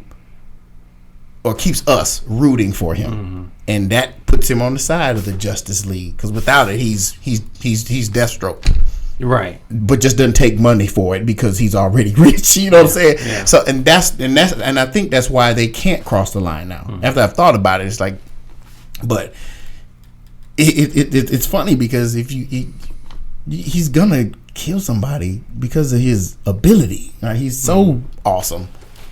Yeah, on a street level, these street thugs can't deal with it. It's the plausibility that you're pointing at. It's not plausible, for you to for someone not to slip and fall and accidentally bust their head open on the concrete after they knocked them unconscious and died from a concussion. Right. It's not plausible. And it's the same way even for those that do kill. Like you mentioned the Punisher specifically. He's trying though, right? No, see, the thing is, no, but canonically speaking, so according to the comics, he's never accidentally killed. He's never killed anybody but criminals. Right. But he's blowing up stuff. He's setting off claymores. He's firing hundreds of rounds of ammunition that pierce through walls. No strays. Never been a stray bullet. Never accident. His intel was never wrong. He never shot at anybody wrong. And they did one movie where actually that was the plot, was that he killed an undercover cop on it. Oh. Like, that's never happened in the comics. Like, he's literally never killed an innocent person. But he kind of got undone because of that, right? Yeah. He was like, but it's like, that's absurd, right? I mean, when you think about it's only the scum of the earth. Yeah. Right? Like, even in the Netflix, he was gonna walk out of that bodega until that dude said about the and he was like, you gotta lock the door. Yeah, now you gotta go. Yeah, right. But it's like he never accidentally kills someone that he thinks is guilty that's not guilty. Like he's never made a mistake. There's a code. There's always a code, and they need that code to continue to root for. That's equally as absurd as Batman never accidentally, killing anybody. Yeah, so while we laugh and stuff like that, I understand why they do it. Right. It's just that it's a hard right, for writers to write something action packed and exciting and not think about that, especially considering that Batman is probably one of the most intelligent beings in the DC universe. He has to know. And what I find interesting about this is getting back to your Superman talk. When he killed Zod, it was like everybody was in arms, like, "Oh, he killed Zod! Oh my God!" It's like, dude, Zod's terrible, right? But he's then, a terrible dude. But then, like, you have Batman, and he's literally like mowing people down with the Batwing, and like that warehouse scene is one of the best fight scenes ever. Great. Never change it. People didn't walk away from that. Oh yeah, no, he killed lots of people. He killed a lot of people. Explicitly killed them. Like, yes. I mean, it was part of his character, which that's why. And used the machine gun, and it's like, okay. So, like, why didn't people get upset about that? It's selective because it's dope. Because it's bad. It's dope. That's right. We like it. Yeah, I think the thing is they did have. Well, first of all, yeah, it's selective, and I think some people did say, "Oh, I hate this Murder Batman." I was definitely in that camp that I hate Murder Batman because because they started with Murder Batman, right? In '89, in the '89 movies, he was a killer, yeah. But then the Nolan one went back to the source material. It was like, no, he does not kill. Yes. Like even when he really needs to kill somebody, he wouldn't do it. And then they went right back to Murder Batman again. With the so it was up to artist interpretation. Yeah, it really is. Yeah. How do you feel about that? Like, just as I consider you I've like read a Batman hundreds and purist. hundreds of Batman comics, and he's never killed anybody in any of them. So I'm definitely on the no killing camp. I just don't. To me, that's Batman. That's the Batman that I read every month. That's the Batman that I'm familiar with. Is he doesn't kill people. So I never liked the murder. Well, I didn't. Let me rephrase that. I did like the murdery one before I knew better because I started with the '89. Everybody knows who Batman is. Everybody thinks Batman's cool, but I didn't really start reading the comics until the summer of '89 when the movie was coming out. And so, movie callously killing, comics going out of his way to never kill. So I was like, oh, and then so then as the decades pass, that's all that you're absorbing in these comics, I realized, oh, that's the character. Right. It's almost like a freestyle. It's almost like it would be cool if they just met in the middle somewhere. Like, okay, he did kill, and he's like, oh man, that's what I'm saying. So are you open to like an evolution to a degree, kind of like what you're talking about? Because I found that I think that's what plagues comics a lot of times is when there's no willingness to budge from what they started with just because of the time, and sometimes a progression of time dictates there be a change. Like, sometimes when you grow, you kind of learn, and and I'm just bringing comics along for the purpose of the discussion. Slavery was cool and legal, once, and then they realized, oh, this ain't not right cool at all, and so that's what makes stories like Captain. And I'm not trying to cut you off, but like like Ta-Nehisi Coates' Captain America, like. Showing how would you have Captain America in the Trump era? Like, he's supposed to represent all that's good with America, but it ain't good. What's going on. This is what's going on. Right. Like, I don't want Batman to go out here. Who can I kill? Right. I don't want that. Yeah. It's just that it seems like there's some situations where you can write it to where he doesn't kill anybody. But it would appear that for the sake of these movies, it gets really tough to do when you're trying to please the crowd. Yeah. I mean, you're having car chases and stuff like that. Those end in fiery explosions. That's just how movie car chases end, right? Yeah. Yeah. And not that's shooting not a little EMP dart into the engine and shutting it down remotely or whatever trick he pulls in the comics, That's right, because he doesn't want to take out anybody, no matter how bad you are. So, and that would be my only concern. Not that turning someone into more of a murderer is evolution, positively, but just for the sake of what we tend to deem entertaining, how much do we suffer when we try to like rated G everything for someone that is so popular and so sought, to be seen on screen, you know what I mean? And I think a lot of times that's why people, well, no, that's not right. They just don't want to put them on TV because they don't want to cheapen the cash cow. They don't want to devalue them. They do it with Superman. They do it with Superman, and they agree. Everybody he punches should die though. See, that's the problem with him. The amount of control he must exert. And the story is, he's holding back, right? Like I never go full on unless I'm fighting a Kryptonian, right? Or something or someone that's has some alien threat, or has some Krypton in their possession, kryptonite in their possession. So, it just seems like I don't know how you rewrite someone like Superman to bring them to a place where they would fit, because when they wrote him in the 30s or whatever, man, it's like, this is great. There was, he's super, and we don't have to worry about all this. Now you got this whole universe of people, and they've got these varying degrees of might, and he's clearly on a whole nother. Even now. And so, how do you deal with that? And we talked about the inability, and then it gets ridiculous when he's fighting Batman and Batman gets the upper hand every time, and you're just like, well, wait, that's not how this works. Like, that's not the power sets don't even match up. Now, having Batman outsmart and plan ahead, that's what we want. We don't want to fight, especially because we just talked about how Batman doesn't want to murder under any circumstances. You won't kill the Joker.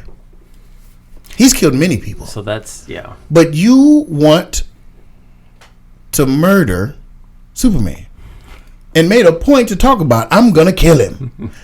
And see, that's the problem I had. You know what I'm saying? I mean, there was that inconsistency.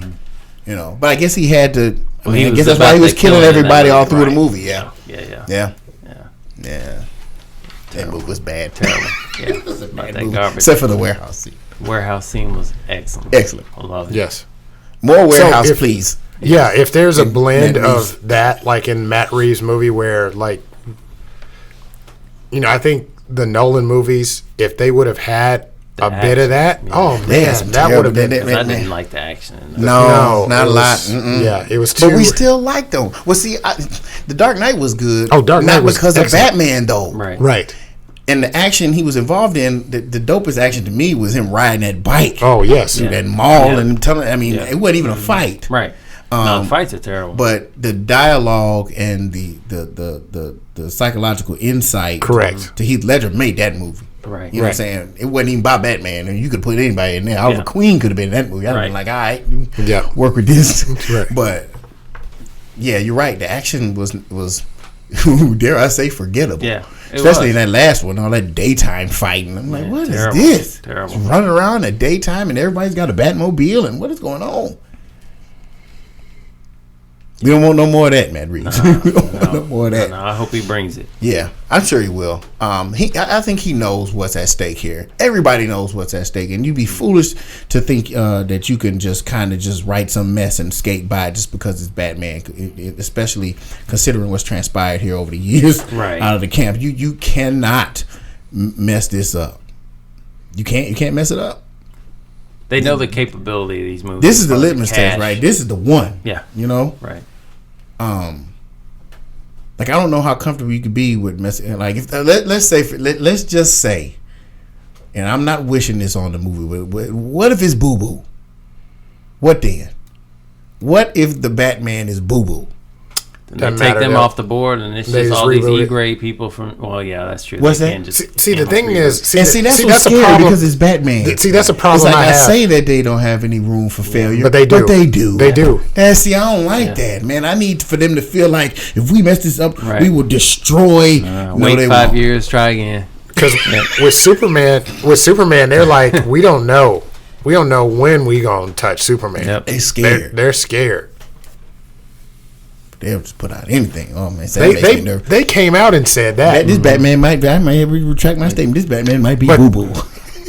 But they've had a Batman not willing to try out Ben Affleck's Batman and say, okay, well, again, I know he quit. Yeah, after he kind of quit. Yeah, he had been talking about leaving the whole time. I don't know about this. I don't know. You know. Then he was gonna write and direct, and then he wasn't gonna direct, and then he wasn't gonna be in it, and then he was just not in it at all. Yeah.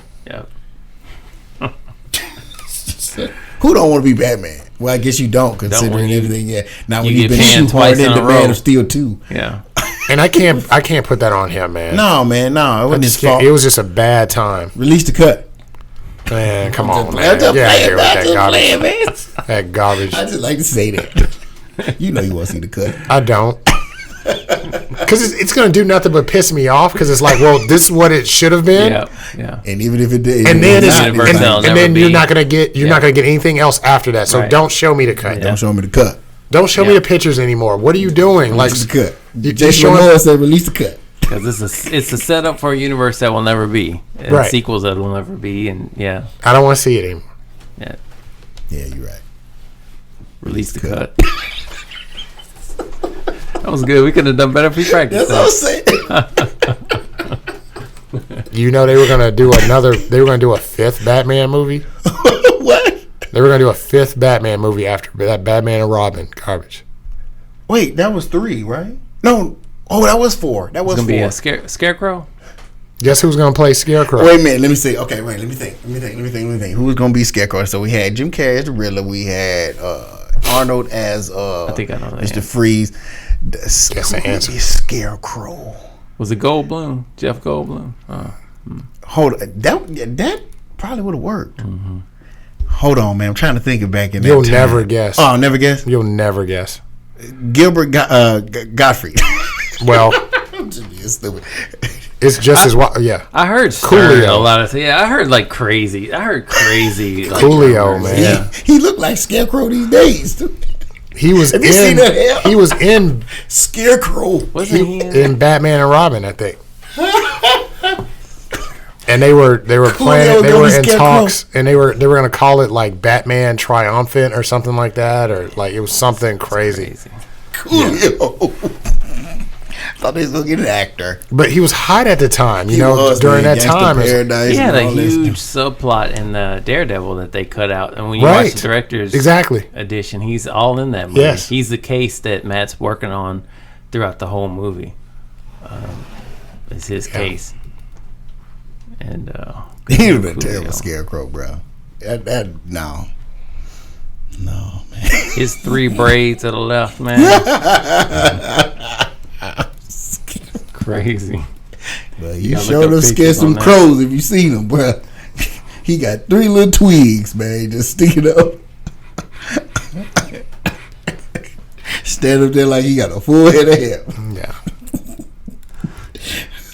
Wait. I'm a fan of anything. I'm a fan of anybody that is willing to look at the source material and give it an honest look and try to work it in and make it drive. As a writer, it kind of leaves you with a lot of responsibility. Yes. You don't have to write as much. Mm-hmm. Like I know if I was a writer like that, man, I'd be like, give me this. Yeah.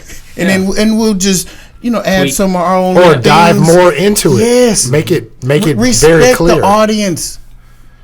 We're not gonna think you're lazy. We just want to see what we read on screen anyway. Right. At the end of the day, pretty much. Yeah, Matt Reeves is gonna be boo boo because they don't care. They don't care that Batman fails. Like you said, 5 years later, try again. Yep. They don't care if the universe is messed up, been missing Batman. They'll just do like they do him on the CW. He's gone. Yeah, he's missing. Insert Batwoman. Right. Yeah, it's terrible. Plug somebody else in there. Garbage. And then in between, we'll get all these. Dancing around the Mulberry Bush Batman-ish shows. Right. Pennyworth and I guess it may be gonna get Selena Kyle and maybe you go get. And maybe in the defense, maybe Batman is easier to write than Superman because because he's an everyman. Mm-hmm. He's an everyman. Yeah. It's like he's the ultimate. But that's the conundrum, right? He's easier to write what no one will on television. because they want to save him for the movie. Mm-hmm. But they'll put Superman in the TV show. Right. Who requires a much higher budget Right. to do properly. In order for him Cue to Crisis. have Right. to have antagonists worthy of his time, you have to have a lot of money. But they want to put him on television with Arrow. You can't just have two guys wrestling or whatever. Like, you gotta. Two supermen fighting. Yeah. That was the thing with Crisis that really got me. Not to get on Crisis, but it was like you had a Omega level threat, and Superman is in the corner. Right. Supergirl giving pep talks to him, and he the one getting. Man,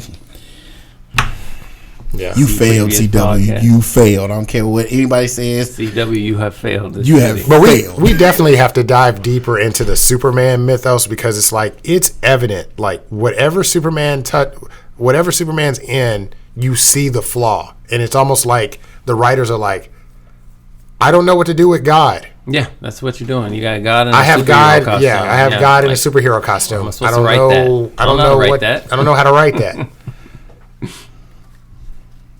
Because every episode, I need to have an Omega level.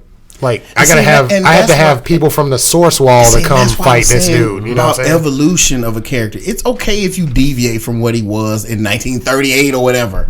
It's okay, man. It may have to be where his time on Earth, is like his body is starting to adjust to having been exposed to the yellow radiation. sun for so many years that his powers are slowly deteriorating. If you got to depower him some kind of way, but still keep him, memorable as we know him. But I mean, it's okay to do that, but they don't want to change. They'll change everybody else, they'll Right. but they won't. But it's tough because the source material is there where they basically say, well, not only that, if he does get depowered, all he has to do is just do like this to the sun, and the sun cooks his cells, and his powers are back. So it's I mean, I don't know. there's got to be a way to do it. It's just But that seems like that was something even that was written recently. Was all that part of the power set description in the 30s? No, It seemed like well, they added that Well, I stuff. mean, No, on but top. the power of the yellow sun. Yeah, they just- Yeah, actually, that but was the all whole the notion that his body, his cells are batteries. I don't know if that was a thing in the 30s and the 40s. they just the yellow sun. Right. And so as they grew, they felt like, okay, now what about the yellow sun? They're demanding explanations. They're more thoughtful readers, and we need to add. Okay, well let's do this, and in so doing, they just made him doper. You know what I'm saying? By accident, I guess. And like you said, now they got this deity and with a cape on, and they can't do nothing with it. But I mean, make even him look Justice bad League on the CW. Yeah, even Justice League Unlimited. I mean, it's said this over and over again. He'll get slapped away, and then you don't see him again. Not because he doesn't want to be in battle. It's like, well, he should soak up the whole, Crimson Gang. Why is he Flush even? Gang. Yeah, Royal Flush Gang. Like he should have just mopped them up in one swoop. Like So we got to blast him with a ray off screen, and then right. don't explain where he is, and don't show him again, and let Right. the rest of the fight progress. Kryptonite. And he had those Beast. moments. Now, I will say the writers did have those moments where, like, he would just swoop in and just, like, break it down. It's like, well, of course, he's Superman. Oh, yeah, Like, that's what I do. he would. But Yeah. but then, like, when it was, like, some big battle, it's like, this doesn't make any sense. So, yeah. Yeah. Anyway. So we may not get another Superman movie until another 10 years. Might be about 20. Batman gonna just head up this Justice League by himself. Aquaman. The new big three is Aquaman, Here's Wonder Woman, and Batman. here's my high take on that. If Batman is a success, we're going to get all Batverse stuff, man. And keep everything else separate. Joker, we have an Oscar. We have an Oscar winner made in Joker. billion But I dollars. actually wanted that. I would rather Suicide Squad is mentioned that. Batman adjacent? I would rather keep Batman separate from the Justice League. I just never understood. I mean, I get he's super smart and he got a lot of money, but I just the fact that he's just leading a legion of gods and he's a regular dude, it just felt kind of weird. It doesn't to me.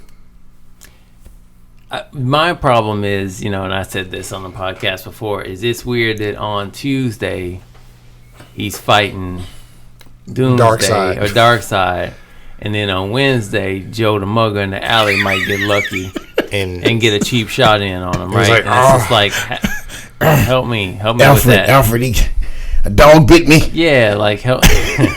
So that's my problem. Is like, he is plays down to his competition. And as powerful as he needs to be. Down to his competition. Yeah. But then, it's just, there should be zero tension in any of the issues ever that you read. Like, where's that power suit that he puts on when he needs to fight Darkseid? Where's the, electric because he gauntlets? Might kill Joe the Mugger with that right. thing on. Yeah. So he can't put that on. Yeah. He can't kill Joe the Mugger with that. Right. So of course he dropped Joe the Mugger off a building. Yeah. Hung him there until the police came.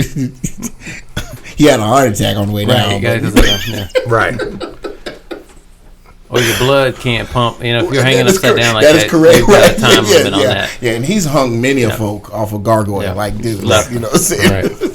They have to get a fire truck out there with the ladder to get that guy down. Yeah, they do. Yeah. He'll leave a note with him when he's hanging upside down, like 30 stories up. Right. Come get him. Yeah. Well, anyway, man. Yeah. Matt Reeves, boy, you got a lot on your hands, but if you fail, so what? Right. It's Batman. Right. It's all good. 5 more years, and we'll get the next young cat to play him. Right. Yep. So, let us know what you think about all this DC goings on. I've yet to see. I'm not discouraged. I'll still go see the Birds of Prey. I'll go just because I'm interested in seeing how it's going to tie in. I hope so, because I would like a brief. Spoiler discussion. Yeah, of subsequent episode. Just so we can get into some of the plot points. So, absolutely. Yeah, let's hope so. Y'all, let us know what you think. Hit us up. We are out there on just about every social media platform. Instagram, Facebook, and Twitter at EST1982 Podcast. But if you would like to pledge those financial support, that is patreon.com/EST1982 Podcast. And the website is actually EST1982podcast.com. Anywhere you get your podcasts, you can find us out there, whether it be Spotify, Apple Podcasts, Google Podcasts, wherever you get your podcasts. And you can see us out there. Give us your thoughts out there on that Facebook group. It's a lively conversation. And let us know whether or not you're excited about this Matt Reeves Batman.